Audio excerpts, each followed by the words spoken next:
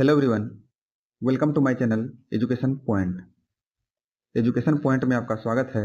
आज हम शशि शरण की पुस्तक एनसीईआरटी 360 डिग्री क्लास 6 से 12 पॉलिटिकल साइंस का कक्षा 7 देखेंगे। इससे पहले हम कक्षा 6 कंप्लीट कर चुके हैं। आज हम कक्षा 7 देखने वाले हैं। यदि आप हमारे चैनल को सब्सक्राइब नहीं किए तो कृपया हमारे चैनल को सब्सक्राइब कर लें एवं साइड में जो बेल आइकन है उन्हें भी प्रेस करें ताकि हमारे चैनल पर आने वाले सभी नए वीडियो का नोटिफिकेशन सबसे पहले आपको प्राप्त हो। आगामी सभी आने वाले एग्जाम के लिए ये सीरीज जो है बहुत ही महत्वपूर्ण होगा। तो चलिए बिना देरी के स्टार्ट करते हैं।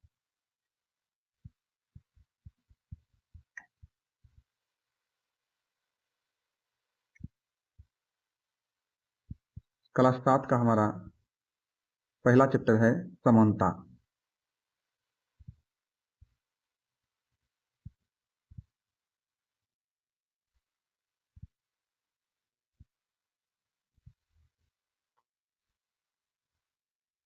भारतीय संविधान सब व्यक्तियों को समान मानता है। भारतीय संविधान जो है सब व्यक्तियों को समान मानता है।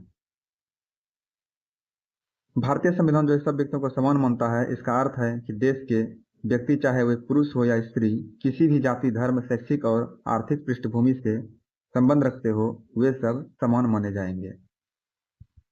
अगला प्रश्न है, भारतीय संविधान में किसी भी व्यक्ति के साथ निम्न आधार पर भेदभाव किया जा सकता है, और इसका राइट आंसर है ऑप्शन डी, उपरोक्त में से कोई नहीं। भारतीय संविधान में जो है किसी व्यक्ति के साथ निम्न आधार पर भेदभाव किया जा सकता है: जन्म, धर्म, जन्मस्थान, धर्म, जाति। अगला प्रश्न है, समानता को स्थापित करने के लिए संविधान में निम्न में से कौन प्रावधान नहीं किए गए हैं? समानता को स्थापित करने के लिए संविधान में जो है कौन सा प्रावधान नहीं किया गया है? इसमें जो है ऑप्शन सी राइट आंसर होगा। इसमें यह प्रावधान नहीं किया गया है, सब लोग जो है सार्वजनिक कुआं, सड़कों और नहाने के घाटों का उपयोग नहीं कर सकता है। प्रयोग करने के लिए विशेष लोग से अनुमति लेना होगा। इसका प्रावधान संविधान में नहीं है।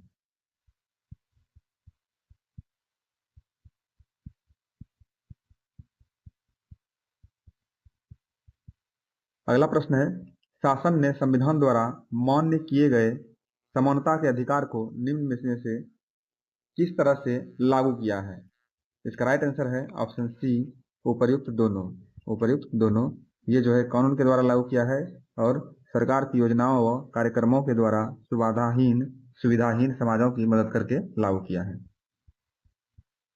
अगला प्रश्न है, देश भर में मध्याह्न भोजन प्रारंभ करने के लिए निम्नलिखित में से कौन सा कथन सत्य है? देश भर में मध्याह्न भोजन प्रारंभ करने के लिए निम्नलिखित में से कौन सा कथन सत्य है?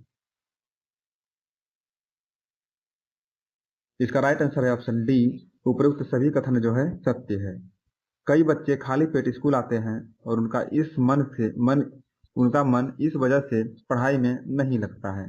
दूसरा है, बहुत बच्चे स्कूल की आधी छुट्टी में भोजन करने जाते हैं और बाद में वापस नहीं आते हैं। बच्चे को भोजन तो मिलता ही है, उसके बीच की सामाजिक दूरियों को भी कम करने का प्रयास इसके माध्यम से किया जाता है।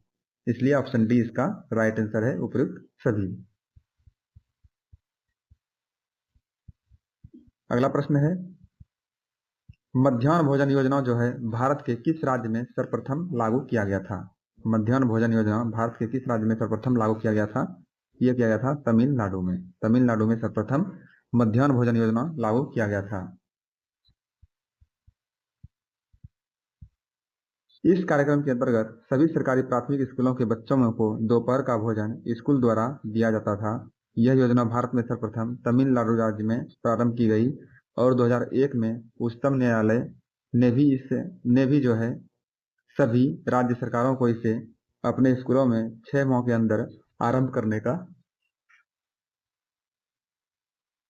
निर्देश दिया था। अगला प्रश्न है, कितने ईस्वी में उच्चतम न्यायालय ने सभी राज्य सरकारों को मध्याह्न भोजन की व्यवस्था अपने स्कूलों में 6 माह के अंतर्गत आरंभ करने का निर्देश दिए थे? ये दिए थे 2001 ईस्वी में। 2001 ईस्वी में। अगला प्रश्न है, मध्याह्न भोजन योजना का निम्नलिखित में से कौन सा सकारात्मक प्रभाव हुआ? मध्याह्न भोजन योजना का जो है निम्नलिखित में से कौन सा सकारात्मक प्रभाव हुआ? इसका राइट आंसर है ऑप्शन सी, उपरोक्त में से दोनों। देख लेते हैं। दोपहर का भोजन मिलने के कारण गरीब बच्चों ने अधिक संख्या में स्कूल में प्रवेश लेना शुरू किया और इसी योजना के चलते बच्चों ने नियमित रूप से स्कूल जाना शुरू किया। अगला प्रश्न है, रोजा पार्क्स जो है एक महिला थी। ये महिला थी अफ्रीकी अमेरिकन। रोजा पार्क्स एक अफ्रीकी अमेरिकन महिला थी।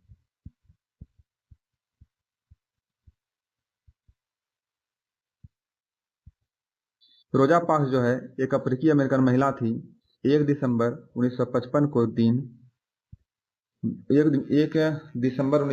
को दिन भर काम करके थक जाने के बाद बस में उन्होंने अपनी सीट एक गोरे व्यक्ति को देने से मना कर दिया था, इसलिए वो प्रसिद्ध हुई थी। अगला प्रश्न है, जहां लोकतंत्र होगा वहां समानता अनिवार्य रूप से होगी। जहां जो है लोकतंत्र होगा वहां समानता अनिवार्य रूप से होगी। शायद आप सोच रहे होंगे कि क्या भारतीय लोकतंत्र ही ऐसा है जहां असमानता का अस्तित्व है और वहां समानता के लिए संघर्ष जारी है। सच तो यह है कि संसार के अधिकांश लोकतांत्रिक देशों में समानता के मुद्दे पर विशेष रूप से संघर्ष हो रहे हैं। उदाहरण के लिए संयुक्त राज्य अमेरिका में अफ्रीकी अमेरिकन लोग जिनके पूर्वज गुलाम थे और अफ्रीका से लाए गए थे, वे आज भी अपने जीवन को मुख्य रूप से असमान बताते हैं, जबकि 1950 के अंतिम दशक में अफ्रीकी अमेरिकनों ने को समान अधिकार दिलाने के लिए आंदोलन शुरू किया था। अगला प्रश्न है, निम्नलिखित में से किसके इनकार से अफ्रीकी अमेरिकनों के साथ असमानता को लेकर एक विशाल आंदोलन प्रारंभ हो गया जो नागरिक अधिकार आंदोलन कहलाया? इसका राइट आंसर है ऑप्शन सी, रोजा पार्क्स।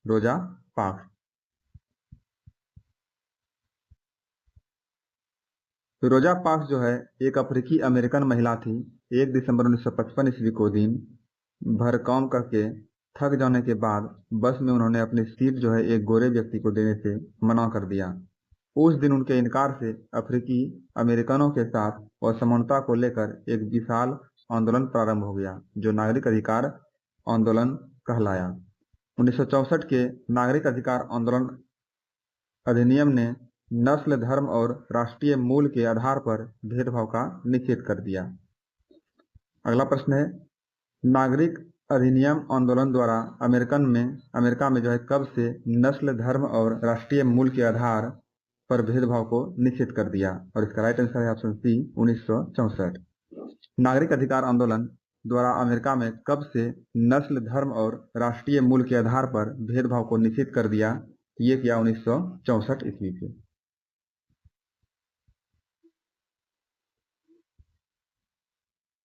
सार्वभौमिक वयस्क मताधिकार से क्या तात्पर्य है? सार्वभौमिक वयस्क मताधिकार से क्या तात्पर्य है? जब लोकतंत्र में 18 वर्ष एवं उससे अधिक आयु के नागरिकों को वोट देने का अधिकार हो, उसे हम सार्वभौमिक वयस्क मताधिकार कहते हैं।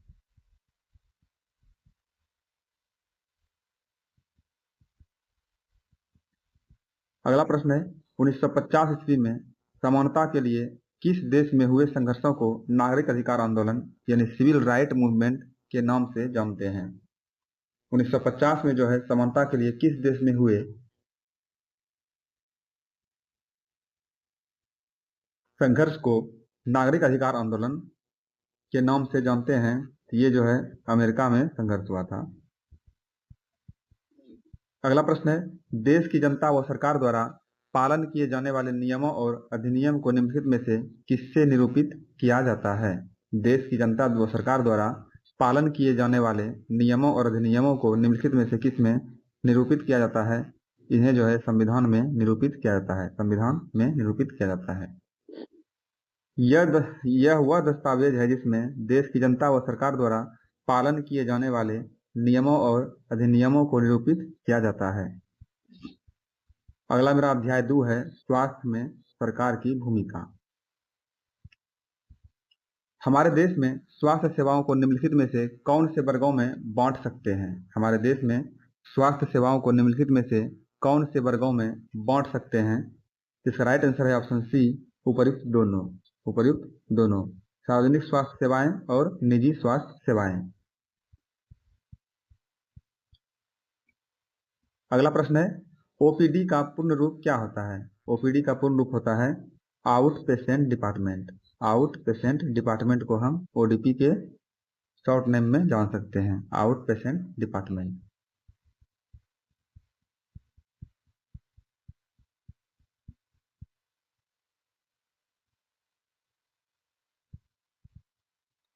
ओपीडी यह आउट पेशेंट डिपार्टमेंट या बाह्य रोगी विभाग का संक्षिप्त रूप है। अस्पताल में किसी विशेष वार्ड में भर्ती होने से पहले रोगी ओपीडी में जाते हैं। वह सेवा व कार्य जो देश के सब लोगों के लिए हैं और मुख्य रूप से सरकार द्वारा आयोजित किया जाता है, तो वो सेवा क्या कहलाता है? उस सेवा को हम सार्वजनिक कहते हैं, सार्वजनिक।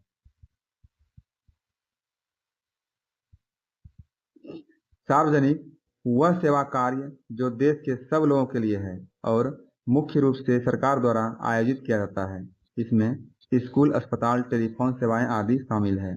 लोग इन सेवाओं की मांग कर सकते हैं और यदि संस्थाएं ठीक से काम नहीं करती है तो इस पर सवाल भी उठा सकते हैं। अगला प्रश्न है, वे बीमारियां जो एक व्यक्ति से दूसरे व्यक्ति को कई माध्यमों से संचारित हो जाती है क्या कहलाती है? तो वो कहलाती है संचारणीय बीमारियां। वे बीमारियां जो एक व्यक्ति से दूसरे व्यक्ति को कई माध्यमों से संचारित हो जाती है तो वो कहलाती है संचारणीय बीमारियां।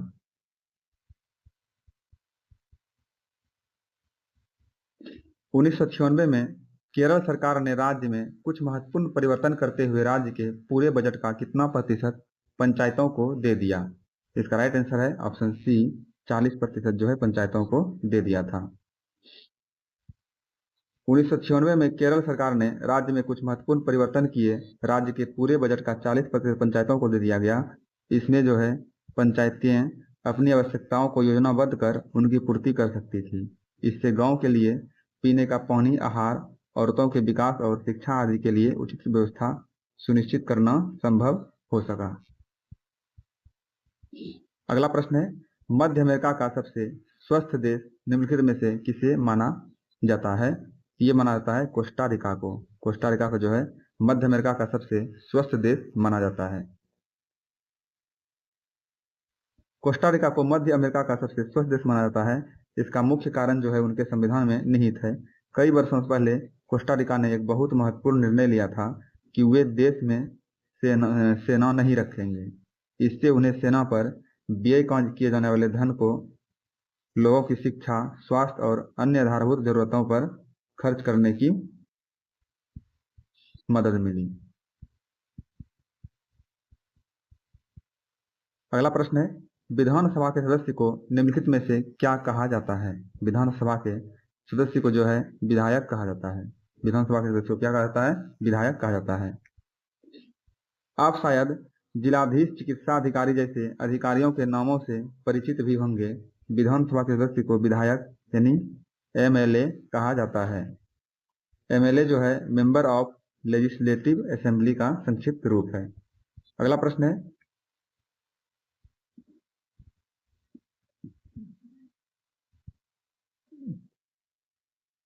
एमएलए का पूर्ण रूप क्या होता है? एमएलए का पूर्ण रूप होता है member of legislative assembly. Member of legislative assembly. विधानसभा के सदस्य को विधायक यानी एमएलए कहा जाता है और एमएलए का जो है मेंबर ऑफ लेजिस्लेटिव असेंबली का संक्षिप्त रूप है। अगला प्रश्न है, एमएलए का चुनाव जीतकर कोई व्यक्ति निम्नलिखित में से किसका सदस्य बन जाता है?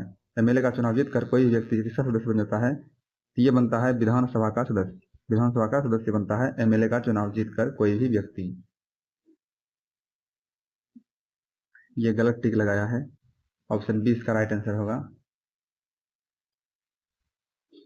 एमएलए का चुनाव जनता द्वारा किया जाता है, फिर वे लेजिस्लेटिव असेंबली के मेंबर यानी विधानसभा के सदस्य बन जाते हैं और सरकार बनाते हैं। इस प्रकार से हम कह सकते हैं कि विधायक जनता का प्रतिनिधित्व करते हैं। नीचे दिए गए उदाहरण से यह बात और अधिक स्पष्ट हो जाएगी। हर निर्वाचन क्षेत्र से वह जनता कितने प्रतिनिधियों को चुनती है? ये चुनती है एक प्रतिनिधि को। हर निर्वाचन क्षेत्र से जनता एक प्रतिनिधि को चुनता है। इसका विश्लेषण देखेंगे। भारत के हर राज्य में एक विधानसभा है और हर राज्य कई निर्वाचन क्षेत्रों में बटा हुआ है। हिमाचल प्रदेश 68 निर्वाचन क्षेत्रों में बटा है। हर निर्वाचन क्षेत्र से जनता एक प्रतिनिधि चुनती है जो विधानसभा का सदस्य यानी विधायक बन जाता है। आपने ध्यान दिया होगा कि चुनाव में लोग अलग अलग पार्टियों के नाम से खड़े होते हैं, इसलिए ये विधायक अलग अलग राजनीतिक दलों के होते हैं। अगला प्रश्न है, जिस राजनीतिक दल के विधायक आधे से अधिक निर्वाचित क्षेत्रों में जीत जाते हैं तो राज्य में उस दल को क्या माना जाता है?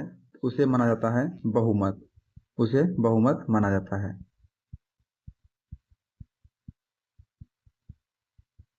जिस राजनीतिक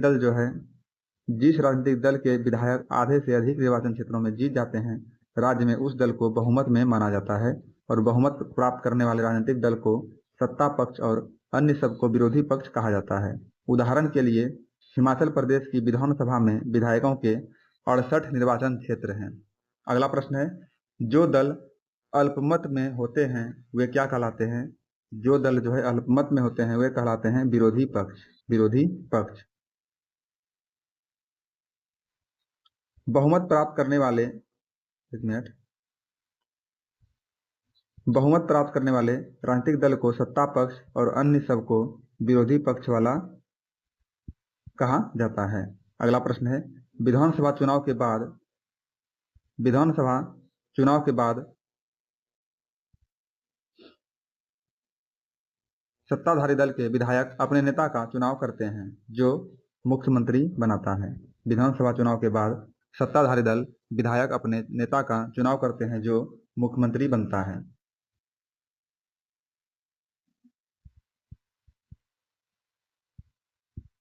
इसका विश्लेषण देखेंगे। चुनाव के बाद सत्ताधारी दल के विधायक अपने नेता का चुनाव करते हैं जो मुख्यमंत्री बनता है। इस उदाहरण में भारतीय जनता पार्टी के विधायक ने श्री जयराम ठाकुर को अपना नेता चुना और वे मुख्यमंत्री बन गए। इसके बाद मुख्यमंत्री मंत्रियों का चयन करता है। चुनाव के बाद राज्य का राज्यपाल मुख्यमंत्री और अन्य मंत्रियों की नियुक्ति करता है। अगला प्रश्न है, निम्नलिखित में से कौन मंत्रियों का चयन करता है? निम्नलिखित में से कौन मंत्रियों का चयन करता है? मुख्यमंत्री मंत्रियों का चयन करता है। मुख्यमंत्री मंत्रियों का चयन करता है। अगला प्रश्न है, मुख्यमंत्री और अन्य मंत्रियों की नियुक्ति निम्नलिखित में से कौन करता है? मुख्यमंत्री और अन्य मंत्रियों की नियुक्ति निम्नलिखित में से कौन करता है? इसकी नियुक्ति राज्यपाल करता है। राज्यपाल। अगला प्रश्न है, निम्नलिखित में से किसका दायित्व शासन के विभिन्न विभागों एवं मंत्रालयों को चलाना होता है? किसका दायित्व शासन के विभिन्न विभागों एवं मंत्रालयों को चलाना होता है? इसका राइट आंसर है ऑप्शन सी, उपयुक्त दोनों। ये होता है मुख्यमंत्री और मंत्रियों का दायित्व होता है।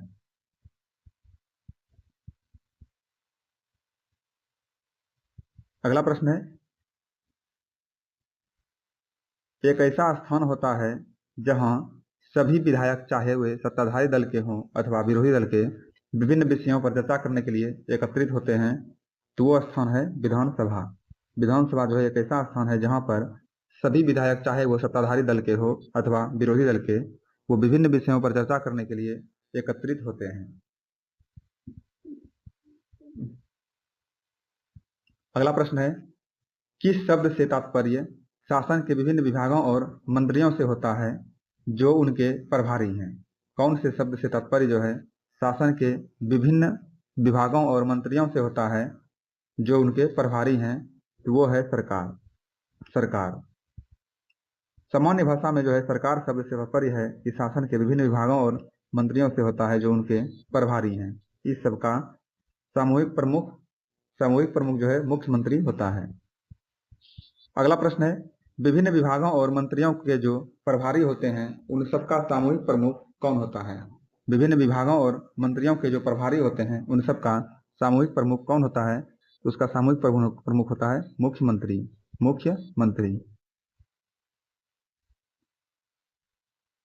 मुख्यमंत्री उनका सामूहिक प्रमुख होता है। विधायक सामूहिक रूप से सरकार के काम के लिए उत्तरदायी होते हैं। सामान्य भाषा में सरकार शब्द से तात्पर्य जो है शासन के विभिन्न विभागों और मंत्रियों से होता है जो उनके प्रभारी हैं। इन सबका सामूहिक प्रमुख जो है मुख्यमंत्री होता है। अगला प्रश्न है, सरकार का कार्यकारी हिस्सा क्या कहलाता है? सरकार का कार्यकारी हिस्सा क्या कहलाता है? यह कहलाता है कार्यपालिका। कार्यपालिका मायने में तो यही सरकार का कार्यकारी हिस्सा यानी कार्यपालिका कहलाता है। दूसरी तरफ सारे विधायक जो विधानसभा में एकत्र होते हैं विधायिका कहलाते हैं। विधायिका के रूप में वे सरकार के कार्यकारी हिस्से को काम करने का अधिकार देते हैं और फिर उसके काम की जांच भी करते हैं, जैसा कि आपने पाठ के प्रारंभ में देखा था। इन्हीं में से कार्यपालिका का प्रमुख या मुख्यमंत्री बनाया जाता है। अगला प्रश्न है, सारे विधायक जो विधानसभा में एकत्र होते हैं क्या कहलाते हैं? सारे विधायक जो विधानसभा में एकत्र होते हैं वे विधायिका कहलाते हैं। विधायिका कहलाते हैं।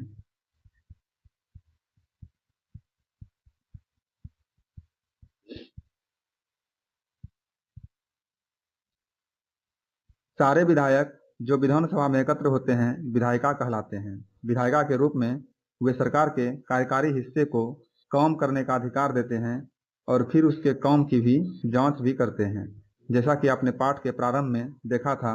इन्हीं में से कार्यपालिका का प्रमुख यानी मुख्यमंत्री बनाया जाता है। अगला प्रश्न है, लोकतंत्र में निम्नलिखित में से किस माध्यम द्वारा लोग अपने विचार व्यक्त करते हैं और कार्रवाई करते हैं? इसका राइट आंसर है ऑप्शन डी, उपर्युक्त सभी। अखबार के माध्यम द्वारा, विधानसभा में और टीवी चैनल पे।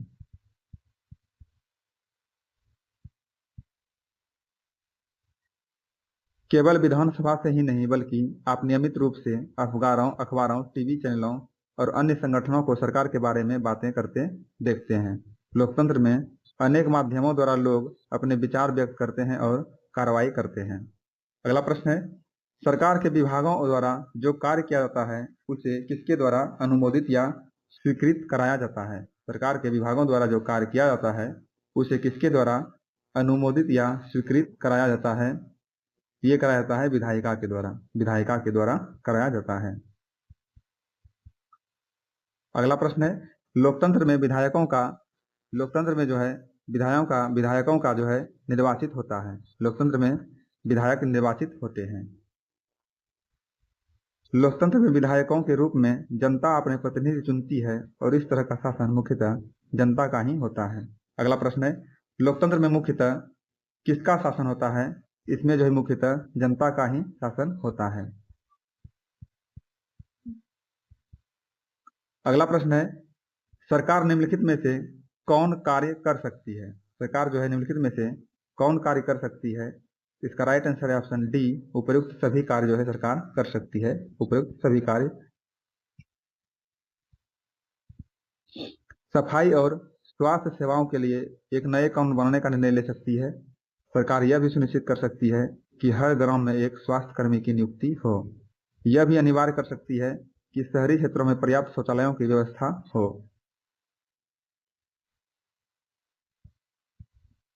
अगला प्रश्न है,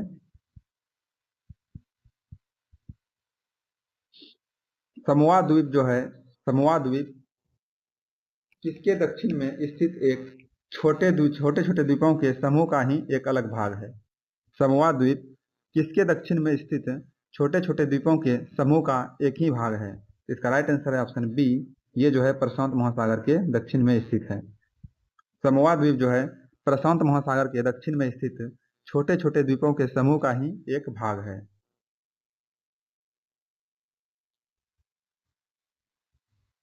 1920 के दशक में समोआ द्वीप में बच्चों का बड़ा होना। समोआ द्वीप प्रशांत महासागर के दक्षिण में छोटे छोटे द्वीपों का समूह का ही एक भाग है। अगला प्रश्न है, उत्तरी रेलवे की पहली महिला इंजन चालक निम्नलिखित में से कौन है? उत्तरी रेलवे की पहली महिला इंजन चालक जो है लक्ष्मी लकारा है।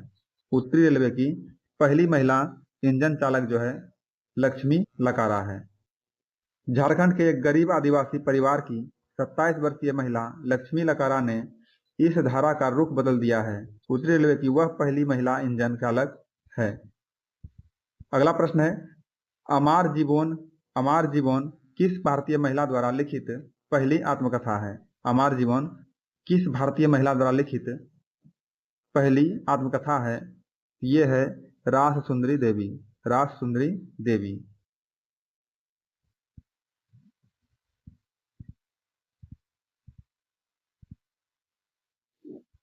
अमर जीवन किसी भारतीय महिला द्वारा लिखित पहली आत्मकथा है।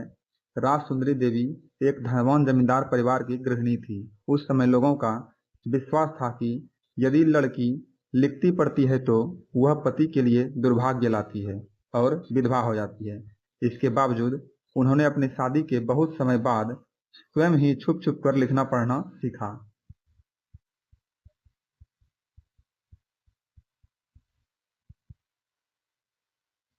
अगला प्रश्न है, रास सुंदरी देवी का संबंध किस राज्य से है? राज सुंदरी देवी का संबंध किस राज्य से है? इसका संबंध है पश्चिम बंगाल से। पश्चिम बंगाल से राज सुंदरी देवी का संबंध है। हम राज सुंदरी देवी जो है का अनुभव पढ़ें, जो 200 पूर्व पश्चिमी बंगाल में पैदा हुई थी। 60 वर्ष की अवस्था में उन्होंने बंगला भाषा में अपनी आत्मकथा लिखी थी। अगला प्रश्न है, निम्नलिखित में से किसे पंडिता की उपाधि दी गई थी? निम्नलिखित में से किसे पंडिता की उपाधि दी गई थी? तो ये रमाबाई को जो है पंडिता की उपाधि दी गई थी। रमाबाई अपनी बेटी के साथ महिला शिक्षा की योद्धा एवं स्वयं कभी स्कूल नहीं गई, पर अपने माता पिता से उन्होंने पढ़ना लिखना सीख लिया। उन्हें पंडिता की उपाधि दी गई क्योंकि वे संस्कृत पढ़ना लिखना जानती थी, जो उस समय की औरतों के लिए बहुत बड़ी उपलब्धि थी। औरतों को तब यह ज्ञान अर्जित करने की अनुमति नहीं थी। उन्होंने जो है 1898 ईस्वी में पुणे के पास खेड़ गांव में एक मिशन स्थापित किया, जहां विधवा स्त्रियों और गरीब औरतों को पढ़ाने लिखाने तथा स्वतंत्र होने की शिक्षा दी जाती थी। अगला प्रश्न है, भारत सरकार का प्रमुख अभियान बेटी बचाओ बेटी पढ़ाओ अभियान किस वर्ष शुरू हुआ था? भारत सरकार का प्रमुख अभियान बेटी बचाओ बेटी पढ़ाओ अभियान किस वर्ष शुरू हुआ था? इसका राइट आंसर है ऑप्शन ए, ये शुरू हुआ था 2014 में। 2014 में बेटी बचाओ बेटी पढ़ाओ अभियान शुरू हुआ था। अगला प्रश्न है, निम्नलिखित में से कब कानून बना जिससे घर के अंदर शारीरिक और मानसिक हिंसा को भोग रही औरतों को कानूनी सुरक्षा दी जा सके? निम्नलिखित में से कब कानून बना जिससे घर के अंदर शारीरिक और मानसिक हिंसा को भोग रही औरतों को कानूनी सुरक्षा दी जा सके? तो ये कानून बना था 2006 ईस्वी में। 2006 ईस्वी में ये कानून बना था। भेदभाव और हिंसा के विरोध में अभियान चलाना महिला आंदोलन का एक महत्वपूर्ण हिस्सा है। अभियानों के फलस्वरूप नए कानून भी बने हैं। सन 2006 ईस्वी में एक कानून बना है जिससे घर के अंदर शारीरिक और मानसिक हिंसा को भोग रही औरतों को कानूनी सुरक्षा दी जा सके।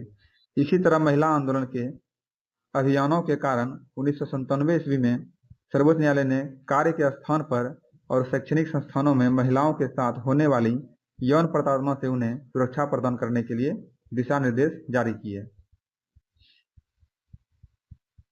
अगला प्रश्न है, अंतर्राष्ट्रीय महिला दिवस निम्नलिखित में से कब मनाया जाता है? अंतर्राष्ट्रीय महिला दिवस जो है मनाया जाता है 8 मार्च को। 8 मार्च को अंतर्राष्ट्रीय महिला दिवस के रूप में मनाया जाता है।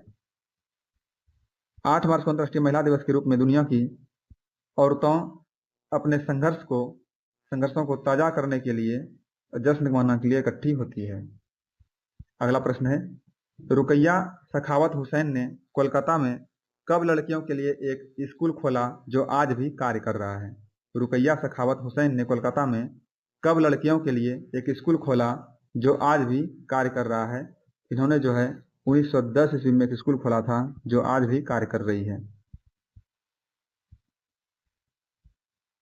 जैसा कि आपने देखा, रुकैया सखावत हुसैन उस समय स्त्रियों के हवाई जहाज और कारें चलाने का स्वप्न देख रही थी, जब लड़कियों को स्कूल तक जाने की अनुमति नहीं थी। इस तरह से शिक्षा ने रुकैया का जीवन बदल दिया। रुकैया केवल स्वयं शिक्षित होकर संतुष्ट नहीं हुई, उनकी शिक्षा ने उन्हें स्वप्न देखने और लिखने की ही शक्ति नहीं दी, बल्कि उन्हें उनसे भी अधिक करने की शक्ति दी। 1910 ईस्वी में उन्होंने कोलकाता में लड़कियों के लिए एक स्कूल खोला जो आज भी कार्य कर रही है। अगला प्रश्न है, प्रमुख कहानी सुल्ताना का स्वप्न निम्नलिखित में से किस लेखिका ने लिखा है? ये लिखा है रुकैया सखावन हुसैन ने। रुकैया सखावन हुसैन ने जो एक कहानी लिखा है जिसका नाम है सुल्तान का स्वप्न। सुल्ताना का स्वप्न का विश्लेषण देखते हैं। रुकैया सखावत हुसैन जो है एक धनी परिवार में पैदा हुई थी जिसके पास बहुत जमीन थी। यद्यपि उन्हें उर्दू पढ़ना और लिखना आता था, परंतु उन्हें बंगला और अंग्रेजी सीखने से रोका गया। उस समय अंग्रेजी को ऐसी भाषा के रूप में देखा जाता था जो लड़कियों के सामने नए विचार रखती थी, जिन्हें लोग लड़कियों के लिए ठीक नहीं मानते थे। इसलिए अंग्रेजी अधिकतर लड़कों को ही पढ़ाई जाती थी।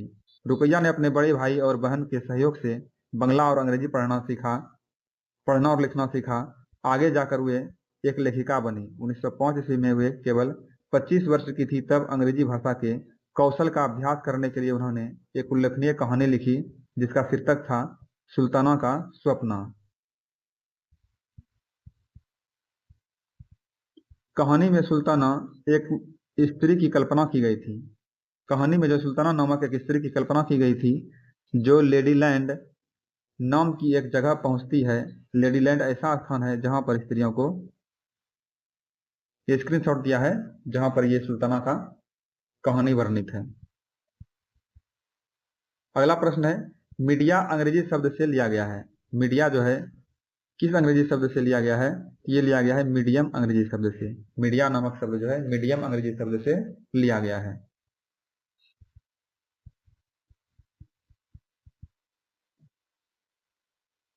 अगला प्रश्न है जॉन एल बेयर ने निम्नलिखित में से किसका आविष्कार किया था? जॉन एल बेयर ने जो निम्नलिखित में से टीवी का आविष्कार किया था, टेलीविजन का। यह यंत्र जो है टेलीवाइटर टेलीविजन का प्रारंभिक रूप था। अपने इस आविष्कार के सामने बैठे हैं जॉन एल बेयर्ड। इस यंत्र के द्वारा उन्होंने रॉयल इंस्टीट्यूट के समक्ष अपने आविष्कार का प्रदर्शन किया था। अगला प्रश्न है जब सरकार समाचार की किसी अंश, फिल्म के किसी दृश्य या गीत की किसी अभिव्यक्ति को जन समुदाय तक पहुंचने से प्रतिबंधित करती है तो इसे क्या कहा जाता है? इसे कहा जाता है सेंसरशिप। सेंसरशिप। जब सरकार समाचार की किसी अंश, फिल्म के किसी दृश्य या गीत की किसी अभिव्यक्ति को जन समुदाय तक पहुंचने से प्रतिबंधित करती है तो इसे सेंसरशिप कहा जाता है।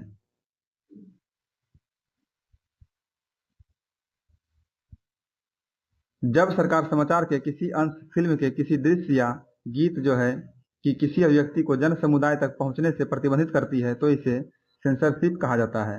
भारत के इतिहास में ऐसे समय भी आए हैं जब सरकार ने संचार माध्यमों के ऊपर सेंसर लगाया। इसमें सबसे बुरा समय 1975 से 1977 तक आपातकाल का था। खबर लहरिया नामक समाचार पत्र का संबंध किस राज्य से है?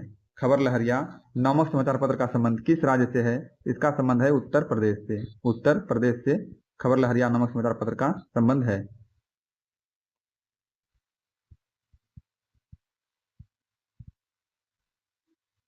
खबर लहरिया नामक एक समाचार पत्र का है जो उत्तर प्रदेश के चित्रकूट जिले की 8 दलित महिलाओं द्वारा हर 15 दिन में निकाला जाता है।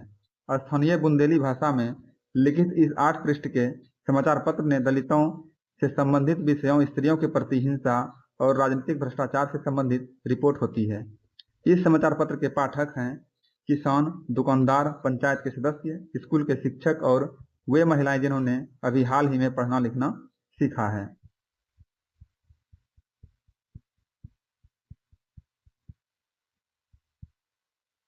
अगला प्रश्न है उत्तर प्रदेश के किस जिले की 8 दलित महिलाओं द्वारा हर 15 दिन में निकाला जाता है? उत्तर प्रदेश के किस जिले की 8 दलित महिलाओं द्वारा हर 15 दिन में निकाला जाता है लहरिया नामक समाचार पत्र? ये है चित्रकूट जिले में।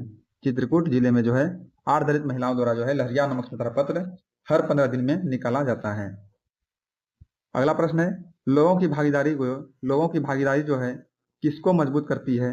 लोकतंत्र को मजबूत करती है लोगों की भागीदारी। प्रजातंत्र के नागरिक के रूप में हमारे जीवन में संचार माध्यम बहुत महत्वपूर्ण भूमिका निभाते हैं, क्योंकि संचार माध्यमों के द्वारा ही हम सरकार के कामों से संबंधित विषयों के बारे में सुनते हैं। लोकतंत्र जनता की भागीदारी पर आधारित शासन प्रणाली है।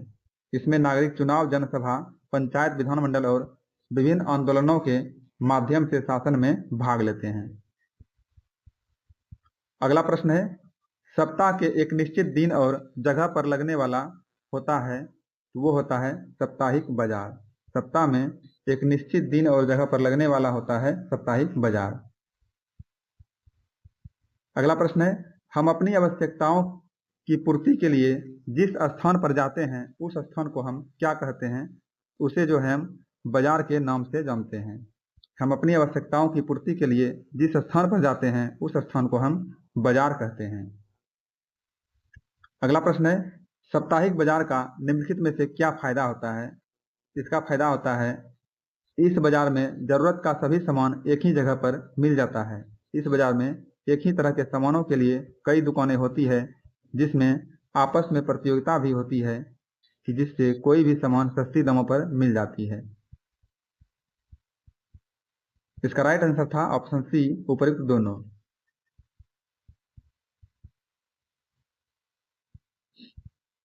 अगला प्रश्न है, पड़ोस की दुकानें निम्नलिखित में से किस कारण से उपयोगी होती है? और इसका राइट आंसर है ऑप्शन सी, ए और बी दोनों। ये जो है उपयोगी होती है, ये दुकानें हमारे घर के एकदम नजदीक होते हैं, जिसके चलते हम किसी भी समय उस दुकान पर जा सकते हैं। दूसरा है, दुकानदार और खरीदार एक दूसरे के परिचित होते हैं और दुकानदार ग्राहकों के लिए उधार भी देने के लिए तैयार रहते हैं। अगला प्रश्न है, शहरों में एक साथ कई तरह की दुकानें होती है, जिन्हें लोग क्या कहते हैं? उन्हें लोग कहते हैं shopping complex. Shopping complex. Next प्रश्न है, व्यापारी से क्या तात्पर्य है? कि व्यापारी से तात्पर्य है वे लोग जो वस्तु के उत्पादक और वस्तु के उपभोक्ता के बीच में होते हैं, वे व्यापारी कहलाते हैं।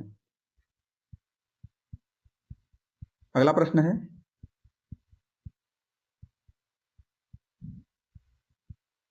व्यापारियों की लंबी श्रृंखला का वह अंतिम व्यापारी जो अंततः वस्तुएं उपभोग को बेचता है, वो क्या कहलाता है? वो कहलाता है खुदरा व्यापारी। व्यापारियों की लंबी श्रृंखला का वह अंतिम व्यापारी जो अंततः वस्तुएं उपभोक्ता को बेचता है, वह कहलाता है खुदरा व्यापारी।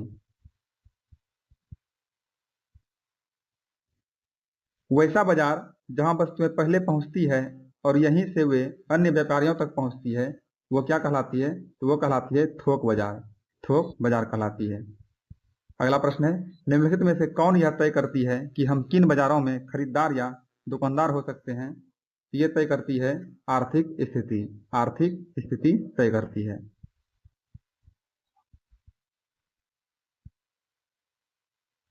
अगला प्रश्न है, सप्ताह में 2 बार लगने वाला ईरोड का कपड़ा बाजार का संबंध किस राज्य से है? ये है तमिलनाडु से। तमिलनाडु से सप्ताह में 2 बार लगने वाला बाजार है ईरोड का कपड़ा बाजार। इसका संबंध जो है तमिलनाडु से है। तमिलनाडु में सप्ताह में 2 बार लगने वाला ईरोड का कपड़ा बाजार संसार के विशाल बाजारों में से एक है। इस बाजार में कई प्रकार का कपड़ा बेचा जाता है। आसपास के गांवों में बुनकरों द्वारा बनाया गया कपड़ा भी इस बाजार में बिकने के लिए आता है। अगला प्रश्न है, दादन व्यवस्था से क्या तात्पर्य है? दादन व्यवस्था से क्या तात्पर्य है? ऑप्शन डी इसका राइट आंसर है। व्यापारी और बुनकरों के बीच ऐसी व्यवस्था जहां व्यापारी कच्चा माल देता है और उसे तैयार माल प्राप्त होता है, इसको हम दादन व्यवस्था कहते हैं।